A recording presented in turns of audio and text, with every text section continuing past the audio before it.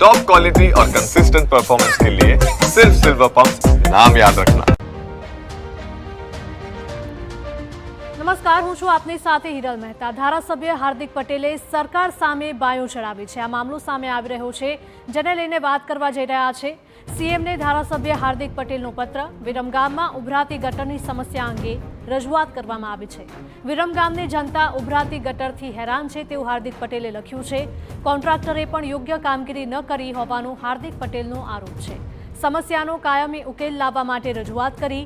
जनप्रतिनिधि तरीके खुलीने लोको साथे उभा रहेवू पड़शे। जरूर पड़शे तो प्रजा साथे उपवास आंदोलन में पण जोड़ावू पड़शे।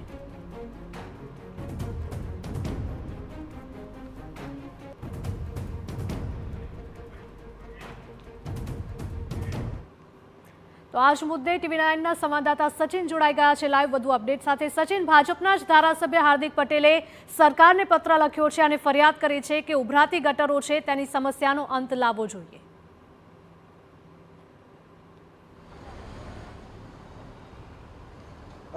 જે પ્રકારે હિરેલ આ પત્ર લખવામાં આવ્યો છે એમાં સીધી ને સ્પષ્ટ રીતે એક ફરિયાદ છે। ફરિયાદ અધિકારીઓની કામગીરીને લઈને છે, કોન્ટ્રાક્ટરોની કામગીરીને લઈને છે, તેમજ જે લંબિત પ્રોજેક્ટ્સ છે જે ત્યાં મૂકવામાં આવેલા છે એના ઉદ્ઘાટનને લઈને પણ છે। સ્વાભાવિક રીતે જ્યારે કોઈ પણ સમસ્યાઓ આપણે જોયું છે કે હમણાં જ જ્યારે વરસાદ પડ્યો ત્યારે વિરમગામમાં જે પરિસ્થિતિ સર્જાઈ હતી એ પરિસ્થિતિથી લોકો ખૂબ ત્રસ્ત થયા હતા। પાણીનો ભરાવો અને એના કારણે જે રોગચાળાની પણ પરિસ્થિતિ થાય અને લોકોને જે મુશ્કેલી પડે ત્યારે પ્રશ્ન પણ સીધા જે સ્થાનિક નેતાઓ છે એમને જ થતા હોય છે અને એમની પાસે જ ફરિયાદો લઈને લોકો પણ જતા હોય છે। અને એવામાં હાર્દિક પટેલ જે છે એમણે જે આ પત્ર લખ્યો છે એમાં સીધો અને સ્પષ્ટ આક્ષેપ એમણે અધિકારીઓ ઉપર પણ કર્યો છે, કોન્ટ્રાક્ટર ઉપર પણ કર્યો છે અને એમણે કહ્યું છે કે આ જે કામગીરી છે કામગીરી જો યોગ્ય રીતે થઈ હોત તો આ રીતે પાણીનો જે ભરાવો છે એ ન થયો હોત અને અધિકારીઓ જે છે એ સાંભળવા જોઈએ, અધિકારીઓએ કામગીરી જે કરવાની છે કામગીરી યોગ્ય રીતે થવી જોઈએ।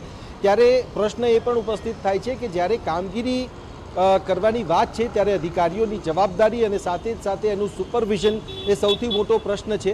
અને આ જ જે વિષય છે વિષયને લઈને હાર્દિક પટેલે કહ્યું છે કે આંદોલનનો માર્ગ પણ અપનાવવો પડે તો એ અપનાવવા માટેની વાત પણ હાર્દિક પટેલે પોતાના પત્રમાં કરી છે। અને મુખ્યમંત્રીને સીધું પત્ર લખીને એમણે કહ્યું છે કે આ જે ફરિયાદો છે ફરિયાદોનો ઉકેલ આવવો જોઈએ અને આ જે લોકોની સમસ્યા છે એ સમસ્યાનું નિરાકરણ થવું જોઈએ, કારણ કે પ્રજાના પ્રતિનિધિ તરીકેની એમની જવાબદારી પણ છે અને આ જવાબદારીના ભાગરૂપે જ આખો જે પ્રશ્ન છે પ્રશ્નનું નિર્માણ થયું છે। અને સૌથી મોટી વાત અહીંયા એ થાય છે કે ધારાસભ્ય તરીકે જ્યારે મુખ્યમંત્રીને પત્ર લખીને આ પ્રકારની રજૂઆત કરવી પડે એ મામલો પણ ખૂબ ગંભીર કહેવાય। અને આપણે જોયું પણ છે કે અગાઉ પણ ધારાસભ્યો આ પ્રકારની ફરિયાદો કરતા આપણે સાંભળતા જોવા પણ મળ્યા છે કે અધિકારીઓ એમનું સાંભળતા નથી। ત્યારે આ જે વાત છે વાત ખૂબ ગંભીર થઈ જાય છે અને એડમિનિસ્ટ્રેટિવ પોઈન્ટ ઓફ વ્યૂ આખો જે મામલો છે મામલામાં જે ધારાસભ્યો છે ધારાસભ્યોની પકડ શું અધિકારીઓ પર નથી કે પછી જે અધિકારીઓ છે એમની કામ કરવાની દાનત નથી